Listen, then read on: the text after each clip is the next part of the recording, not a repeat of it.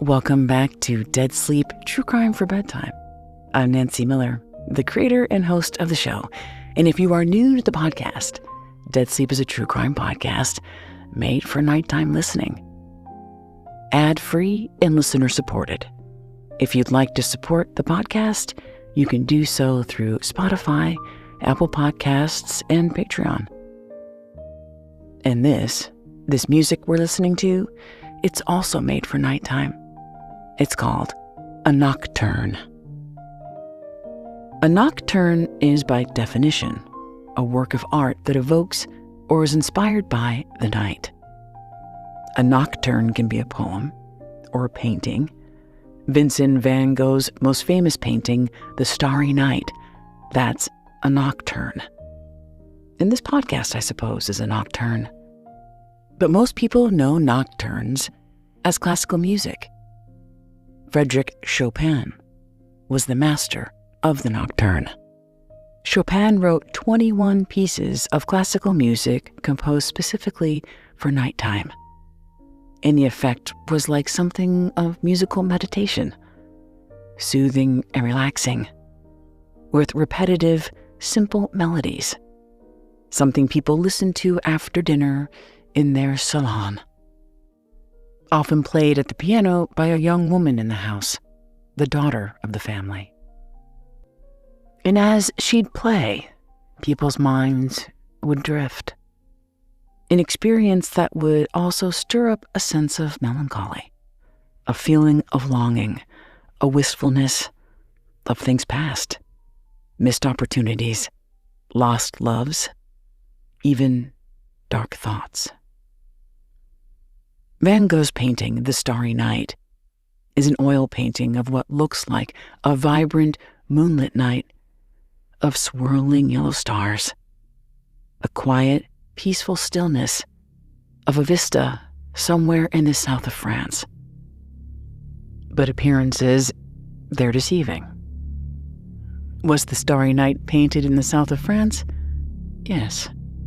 But that view was what Vincent could see from his window in a mental asylum after Vincent suffered a mental breakdown so severe he self-mutilated, cutting his own ear famously, and then checking himself into this place for his own safety. Something similar could be said for Chopin. The Polish composer was celebrated, a star, all over the world. But behind closed doors, he was feeble and sickly, and he died young, aged 39, but immortalized forever as a musical genius. Chopin's nocturnes are simple enough for a beginner who's learning piano. A child can learn a Chopin nocturne in a matter of weeks if they practice enough. And this one, Chopin's Opus No. 9. That's the kind of beginner's piano piece perfect for a promising young talent, a hard-working girl, barely in her teens, sometime in the early 1990s, an aspiring concert pianist named Ruby Franke. Ruby Franke, if you know that name, it's because Ruby Franke is famous, but not from playing Carnegie Hall. Ruby Franke made herself famous, infamous, 2 times over. First, as a Mormon mom-fluencer whose husband and 6 children were featured on a YouTube channel she created called 8 Passengers back in 2015. Then in 2023 came her second wave of notoriety, when she was arrested for and later pleaded guilty to the aggravated abuse of her own children, specifically her 2 youngest out of her 6 children, a boy and a girl ages 9 and 12 at that time. Aggravated meaning consistent and prolonged over time. And these charges were specific to a summer that this all took place in 2023 in a large, isolated, multi-million-dollar compound located in the Utah desert. Her co-conspirator was her business partner, an unlicensed therapist and sinister Svengali named Jodi Hildebrandt. Both women are in prison now, from anywhere between 4 years and possibly up to 30 years. When this initially took place, back in 2023, the headline seemed sufficient. A terrible, sick story about an unhinged woman and her creepy friend. In the twisted victimization of these children, I didn't know the specifics, and I didn't want to know. And I wasn't sure what was right for me to know, especially if the children weren't old enough to tell the stories themselves. I was curious, but cautious. What could be gained from learning the details about this horrific story? And so I let it go. And I'm glad I did. Because the eldest Franke daughter, that's Shari Franke, now 22 years old, she published a memoir a couple of months ago. And it's beautifully written. And while reading it, I learned a lot about what really happened. And what happened wasn't just one terrible summer or the result of a toxic relationship between Ruby and Jodi, or some freak cult thing that only could happen to a Mormon mom, like they suggest in the headlines. But something much bigger and more complicated. Like most crime, it's a million little things that culminate into catastrophic consequences. That before there was Ruby Franke, her family, their van, and that YouTube vlog called 8 Passengers, there was just teenage Ruby in a small town in Utah, all alone, no cameras, no kids, just Ruby and her 88 keys. Just a quick note that this story is drawn in part from Shari Franke's memoir, along with the Hulu documentary that Shari Franke herself co-produced and recommended, along with my own research, which I'll link to in the show notes. This story focuses largely on the adults. And in this Dead Sleep version, I've done my best to write without graphic details. And while everything in here is factual, it's based on my own subjective impression of the people involved. And for me, this story begins in 1995. Just teenage Ruby, all alone, no cameras, no kids, 20 years before the launch of 8 Passengers, when it was just Ruby and her 88 keys. Many children take piano lessons as a way to learn an important set of skills: hand-eye coordination, problem-solving abilities, concentration, discipline, and self-confidence. But to be good, like really good, like the way Ruby wanted to be good, the best. You didn't play just to learn. You played to be perfect. And for that, you had to practice every day for hours and hours, because the piano is more than an instrument. It's a command center. There are 88 keys on a piano. That's 52 white keys and 36 black keys, and those keys, simple, black and white.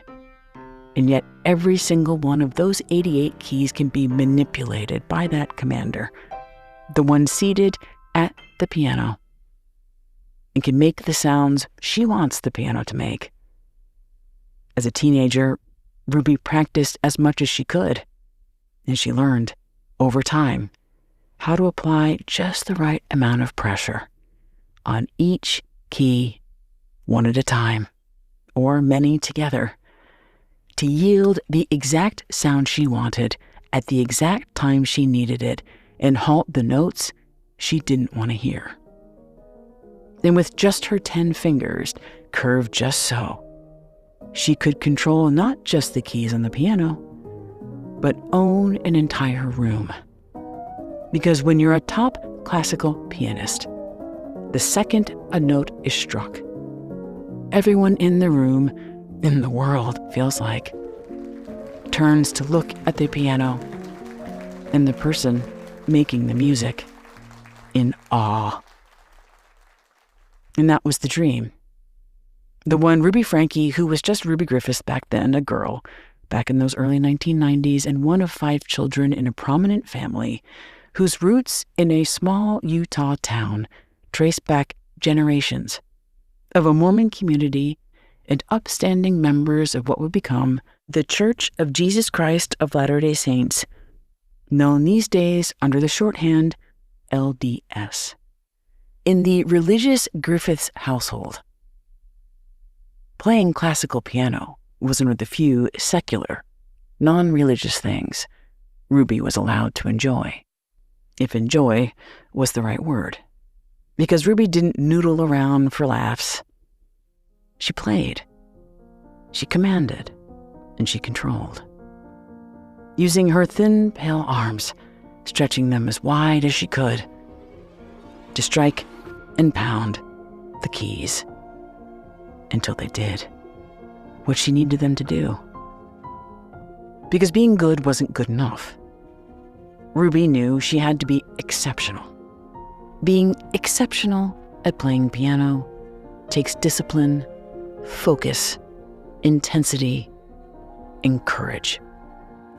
Because if you make a mistake, one small slip of the pinky, the song and the performance is ruined.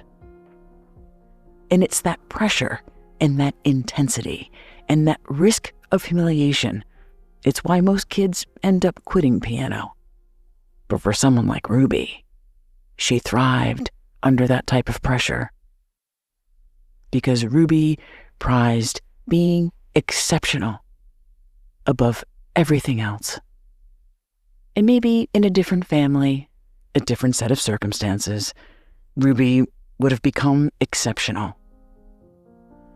She would have gone on to realize her dream as a star on the stage, selling out concert halls all over the world.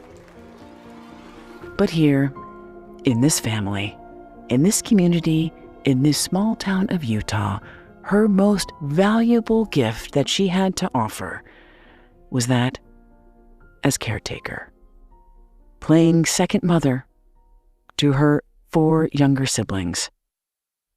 For a lot of oldest daughters in big families, the role of caretaker is one that they are encouraged to embrace. And maybe some older daughters do. But in Ruby's case, caretaking deprived her of her first dream. There simply weren't enough hours to practice piano and play second mother. But over time, Ruby learned. With your family, in your community, and under God. Motherhood wasn't a thankless task, but the symbol of the divine. And the more children you had, and the better mother you were, the greater the rewards, both here on earth and in God's kingdom. And when you put it that way, being a mother sounded a lot like playing the piano. A performance that required intensity, discipline, focus, hard work, and practice. That it wasn't enough to be just good. If you were going to be a mother, you had to be the best. Of course, what Ruby learned about motherhood was from the play acting she had to do as a caretaker of her 4 younger siblings, and she dutifully played the role of second mother to her siblings. But siblinghood isn't motherhood. And if you have siblings, you likely already know there is no greater potential for experimental and willful sadism than that between 2 siblings.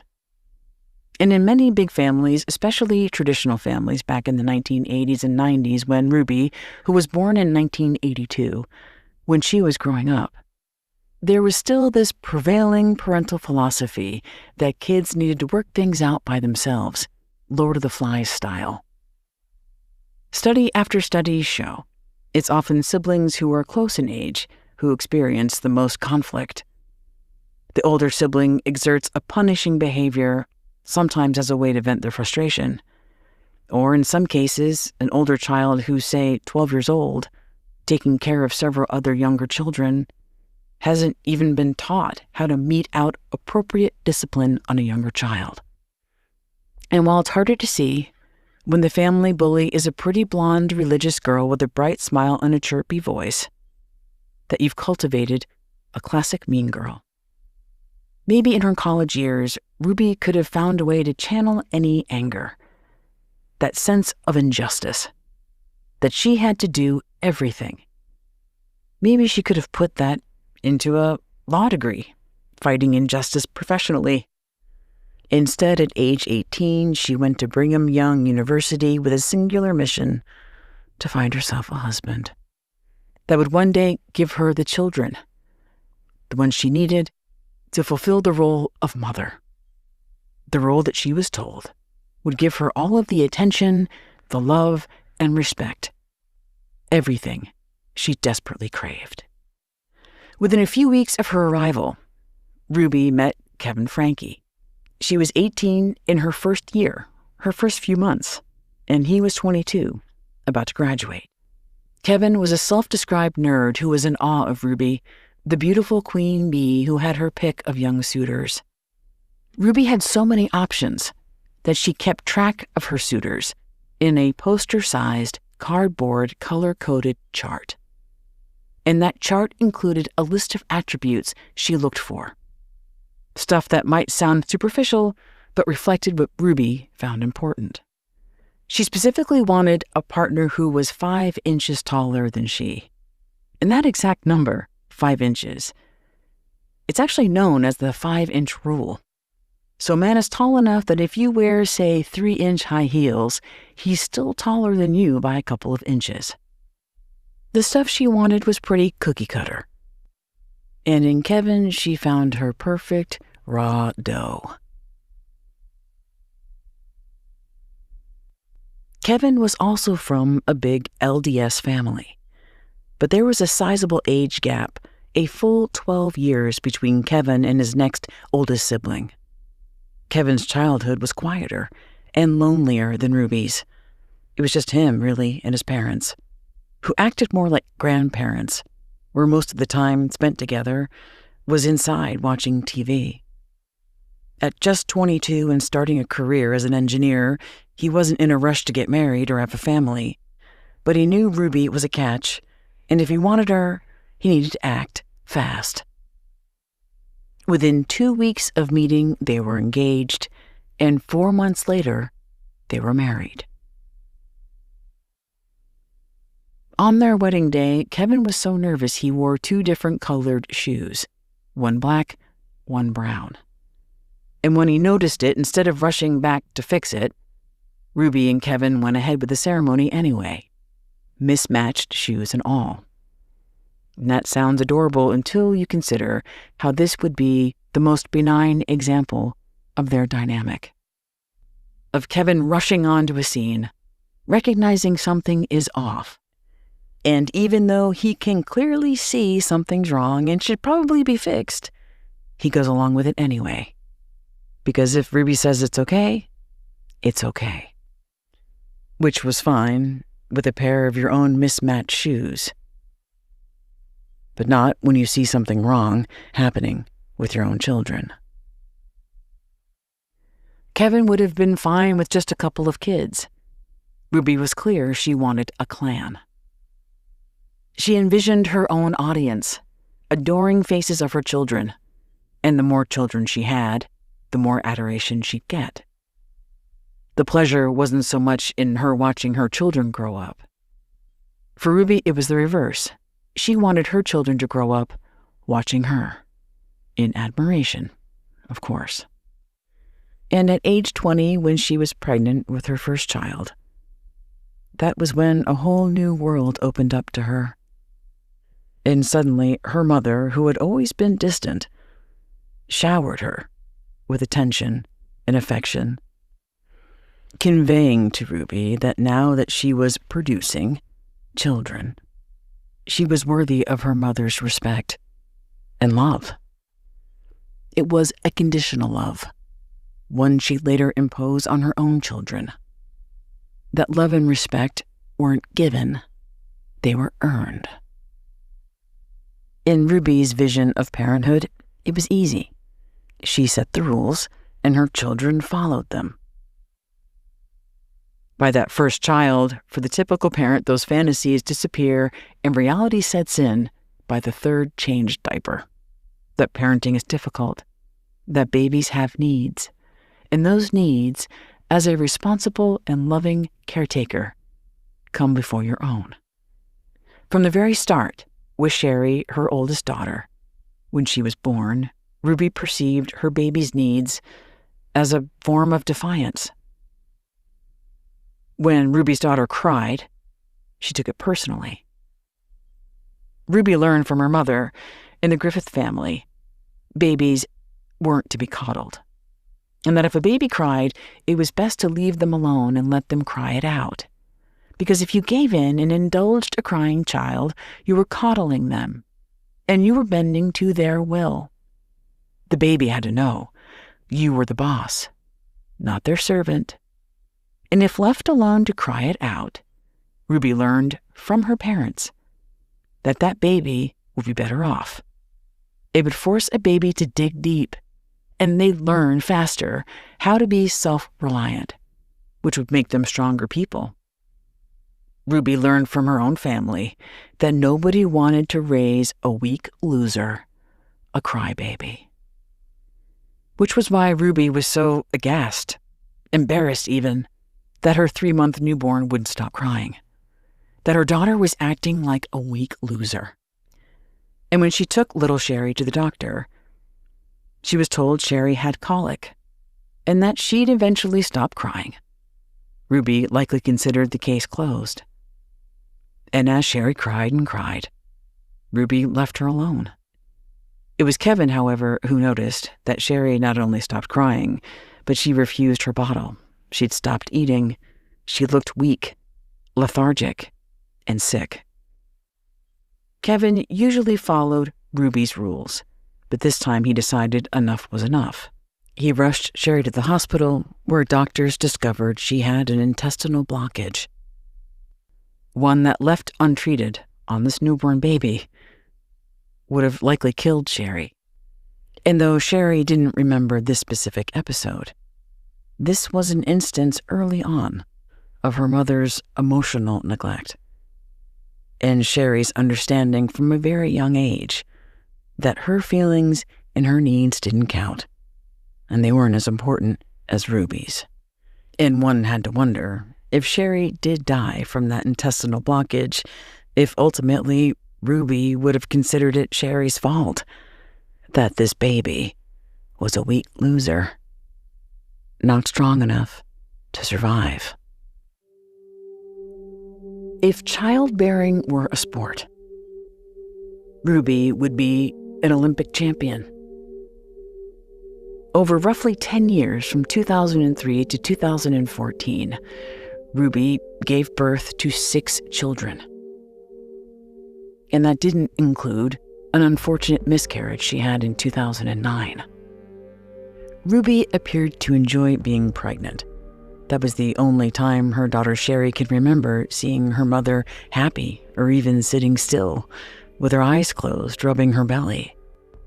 Though technically, as a pregnant person, she was still busy making something.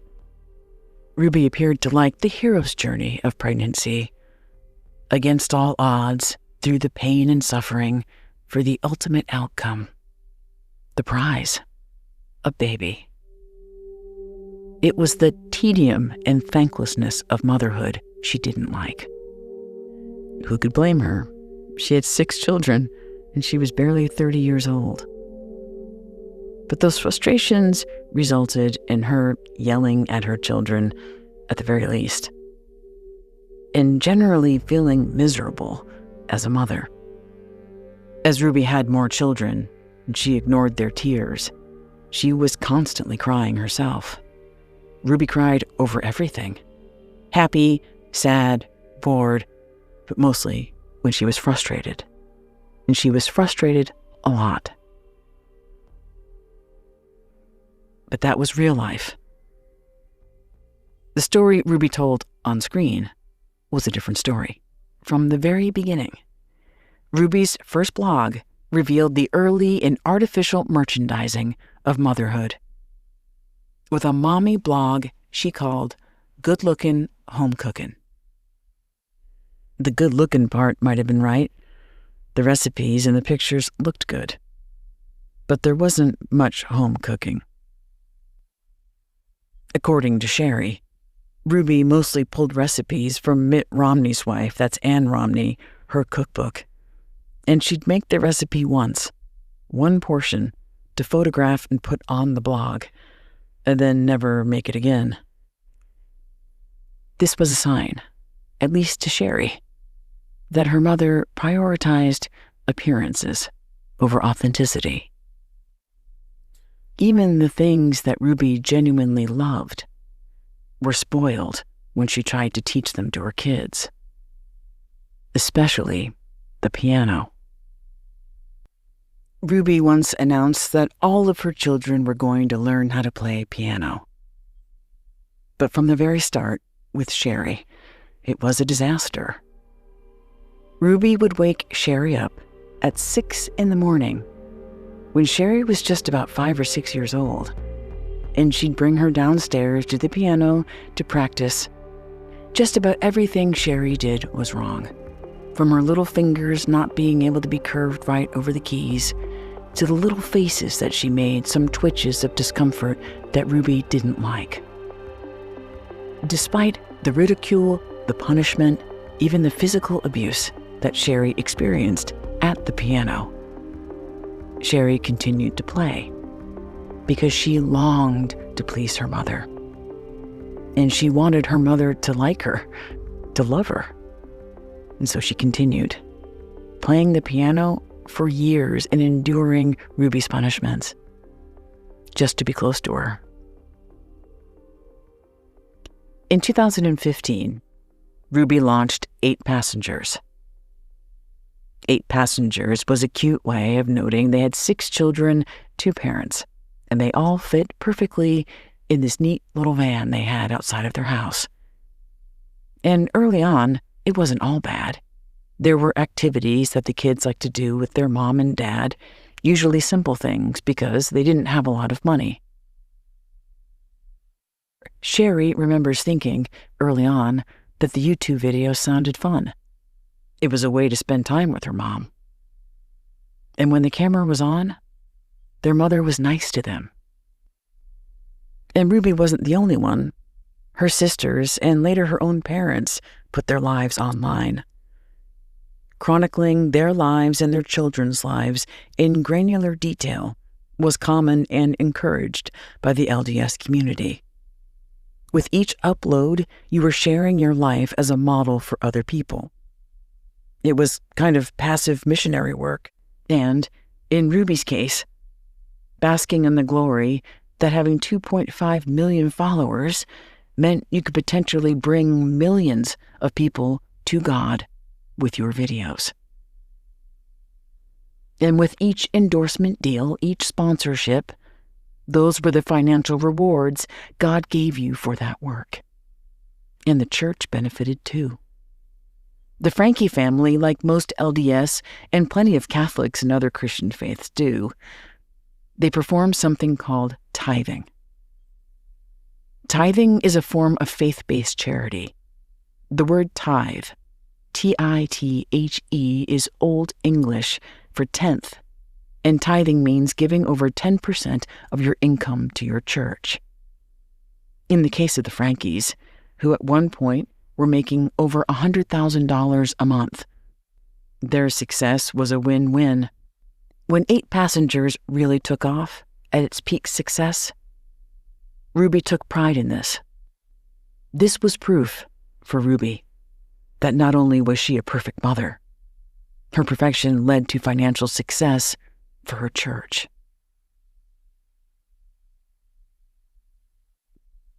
Keeping the fires burning on a YouTube channel, I would compare it to having the job of shoveling coal into one of the boiler rooms on the Titanic. It's endless, infernal, and ultimately doomed. Because one way or another, you will hit an iceberg. And their iceberg was coming in the shape of a beanbag. It was 2020, and 8 passengers seemed to be trucking along, but there were problems. And these problems were as old as show business. Ruby's kids were stealing the spotlight. The whole genesis of 8 passengers, like her previous blogs, was to be about herself, the perfect mom. Ruby was the subject. Her children were the objects. She the hero, they the supporting characters. But the YouTube metrics said otherwise. It was her son, Chad, actually, who had upstaged her. Chad was 2 years younger than Shari. And if you've seen the documentary on Hulu, you can see in the video that he's handsome, confident, an athlete. Even his own father admitted he was envious of his own son. And Chad amplified the show's success. But when he did, he shifted the demographics. The ones who were watching weren't just moms, but young girls who didn't care about Mama Ruby's recipes or child-rearing tips. They wanted to see heartthrob Chad. And Ruby, like Joan Crawford and celebrities of the old days, she was upstaged by her adorable kids. And she grew envious and furious. Ruby was the one who worked hardest. And yet her 6 kids were the ones getting all of the attention and the sponsorship deals. In order for that YouTube channel to be profitable and successful, it was the children who had to be part of the sponsorship. And with those sponsorship deals, that required participation of the children. This was again more self-imposed pressure by Ruby, that she had to get these children to do what she needed them to do, say what she needed them to say. Otherwise, they'd have no channel, they'd have no business, and they'd have no money. And perhaps most terrifying for Ruby, she'd have no attention, no audience, no place to perform. So these kids, they had no protection. There were no labor laws, there were no requirements that Ruby put a certain amount of money away that they leave untouched. Her children were legally employees. 8 Passengers was a company, an LLC. But Ruby largely doled out the money like they were trained SEALs. And when the kids did something she wanted, in the way she wanted it, she threw $10 at them, like a chunk of herring. And that was part of the whole family dynamic, one that Ruby did also monetize, the humiliation of their children.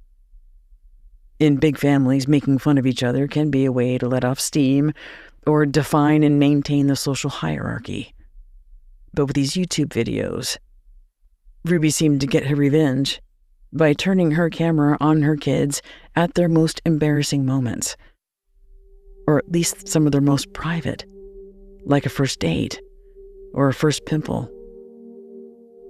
Maybe we could have been naive about that stuff back then, about how this was all happening for these kids and they had no rights.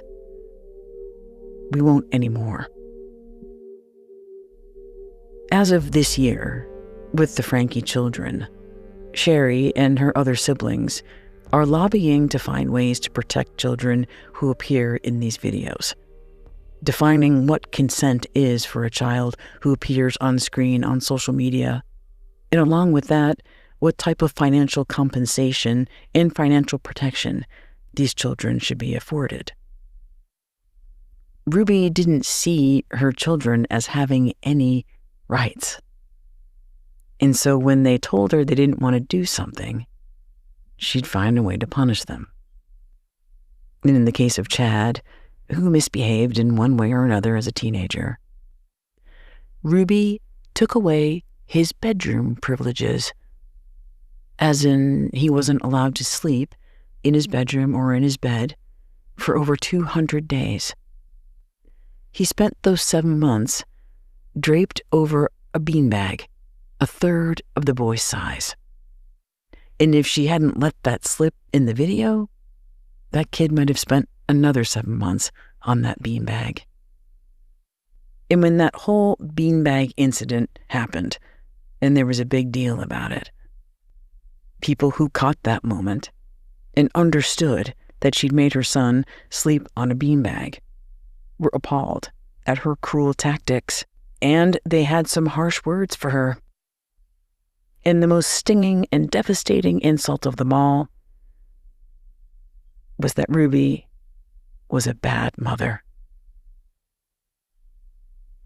In that wholesale rejection of Ruby, that overwhelming tidal wave of hatred that rained down on her, unfortunately, it didn't force her to change her ways.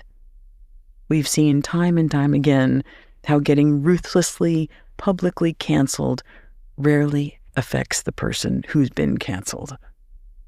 Instead, like many people, she doubled down. She dug deeper. Nobody was going to tell her how to raise her children, except one person, a real expert. The only person Ruby could trust to tell Ruby like it is. A sick and sadistic pseudotherapist. Her name is Jodi Hildebrandt, but Ruby's daughter Shari prefers to call her the Devil's Life Coach. Jodi Hildebrandt was the family therapist, but she met with each one of them individually. Chad, Shari, a men's group with Kevin, the husband, and built an intimate relationship with Ruby. So intimate that Jodi ended up moving in with Ruby.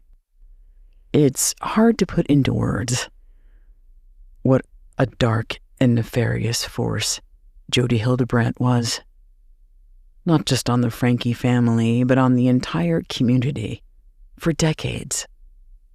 Her modus operandi was to break up marriages and mentally mess with people in ways that are hard to think about, hard to read about. And it appeared through all kinds of sadistic schemes. Jodi's plan, maybe, was to have Ruby all to herself. No husband and no children. Ruby's parents swear that she was brainwashed by Jodi. Shari, Ruby's daughter, disagrees. She thinks Ruby already had all of those sick instincts and Jodi just brought them out and helped her refine them. But one thing that Jodi did that was very successful, to bring what Ruby did to her family to a whole next level, where she felt comfortable keeping a journal, chronicling all of the terrible things that she'd done, with great confidence. She used a powerful psychological tool that's often used to get people to do horrible things. She gave Ruby a mission, something that they both did together to speak to a higher calling. And that higher calling, Jodi said, was a search for truth. And truth and what that means, there's a whole other doomsday side to this that I'll likely focus on in a separate episode. But the sad truth is, we'll never really understand the motivation of these women, and chances are they'll never really have true remorse for what they did. Because you can explain away all of that bad behavior because they truly believe that they were searching for truth. The scariest part is that the two women are in the same prison, in the same block, though reportedly they don't communicate.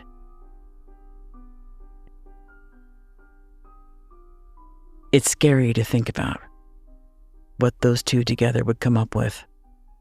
But one of the reasons why Shari Franke wrote the book was that she could expose the truth of what happened, what really happened. And what she wrote was the truth. In the life her mother claimed to live, that was the lie. I had so much additional material I couldn't fit into the episode. I might do a part 2 in the near future. But for now, thank you so much for listening. I strongly recommend Shari Franke's book. It has a lot of tough stuff in it, but it's a fascinating read, and again, it's beautifully written. I'll be back next week with an all-new True Crime for Bedtime. Until then, nighty-night.